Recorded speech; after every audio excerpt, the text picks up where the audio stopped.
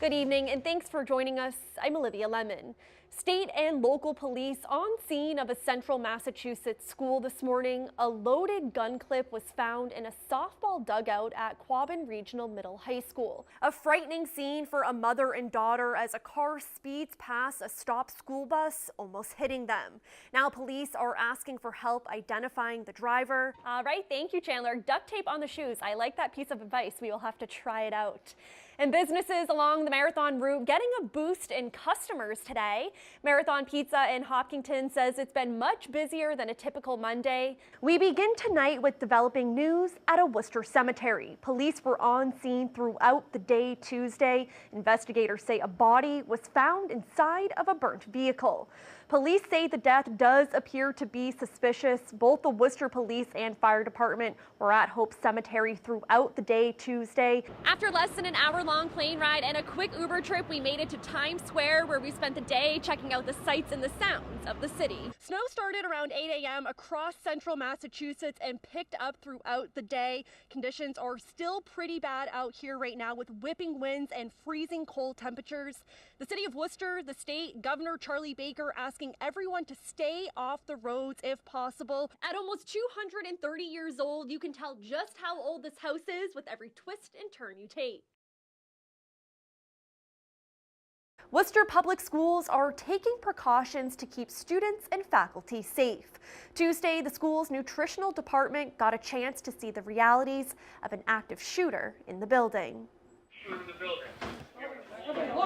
A drill at Nelson Place Elementary School simulates the harsh reality of a school shooting. It helps them thinking of, they think about what's going on around them, be more aware of their surroundings. Tuesday, Worcester Public Schools Nutritional Department participated in the district's new violent intruder response training called ALICE. ALICE stands for Alert, Lockdown, Inform, Counter, and Evacuate.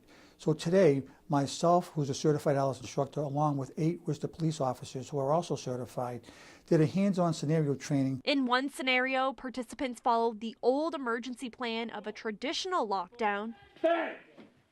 Then they used ALICE training, which gives faculty and staff more tools to effectively fight back.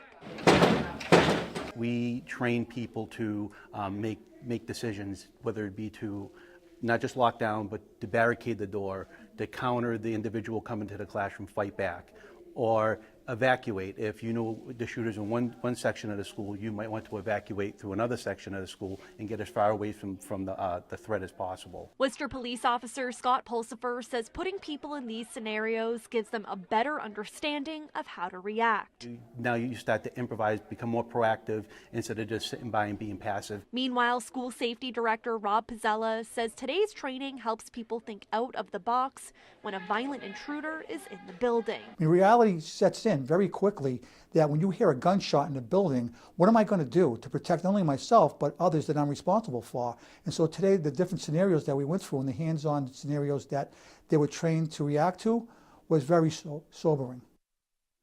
And schools are also purchasing software to give teachers a real-time update on their phones in the case of an active shooter. They are expected to have that by the end of the school year. One day after Governor Charlie Baker said he would support the death penalty for anyone who kills a cop, the Auburn Police Department is echoing his sentiment. This isn't the first time the state has had the conversation, most recently in regards to the death of Yarmouth police officer Sean Gannon, and 2 years ago after Auburn officer Ronald Tarantino was killed. I think there's legislation currently pending before the legislature on that if the governor has got to sign it. Governor Charlie Baker reaffirms his support of the death penalty for anyone who kills a police officer. If it comes to fruition, obviously it would be something that we would support. The death of Yarmouth police officer Sean Gannon brought up a lot of emotions for Auburn police. One of their own, Officer Ronald Tarantino, was shot and killed almost 2 years ago by a career criminal. It would appear, at least as a society, we really haven't learned anything, or at least in the Commonwealth, we haven't really learned anything because the circumstances that allowed his killer to be out were very similar to the circumstances that allowed Jorge Zambrano to be out. There was an effort to restore capital punishment after Tarantino's death. The Massachusetts Republican Party tweeted they would support tougher penalties against criminals who kill police. Meanwhile, State Senate President Harriet Chandler says in a statement, "I am personally opposed to the death penalty, and I do not foresee Massachusetts reinstating capital punishment. That being said, the death of Officer Sean Gannon is a heartbreaking tragedy, and I hope that the justice system enacts swift punishment to those responsible to the fullest extent of the law." It's frustrating. It's beyond frustrating, when these people that shouldn't be out are doing these things. Lieutenant Scott Mills says he hopes the discussion of reform and the death penalty continues and something will be done. Let their lives stand, the loss of their lives stand for something, be a catalyst for not only a conversation, but actually change. And the Auburn Police Department was at Officer Gannon's funeral Wednesday. Lieutenant Mills says the department is offering their full support to Yarmouth. Worcester Public School students getting a tour of a historical landmark today. The students are part of Worcester's new Citizen Center program, and one of their career education teachers owns the home. She says being able to teach her students about Foster's history is important. What's holding this house up? It's rebuilding from Wood, trees, right.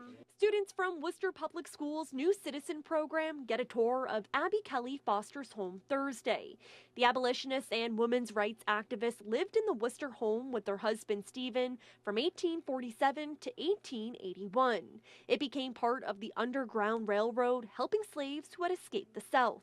Some of the rangers think that Abby Kelly Foster and Stephen Foster would actually have not had slaves run away. They would have confronted individuals coming and not let them take their slaves. They would have protected them. At almost 230 years old, you can tell just how old this house is with every twist and turn you take.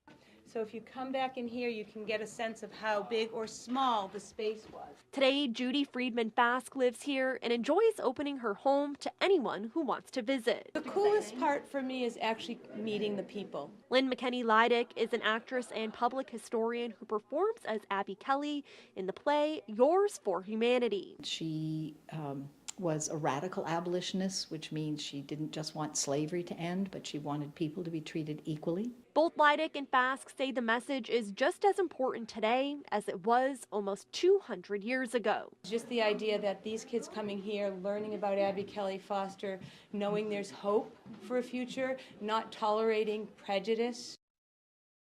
And McKenney-Leidick also performed for the students. She says many of them really resonated with the message.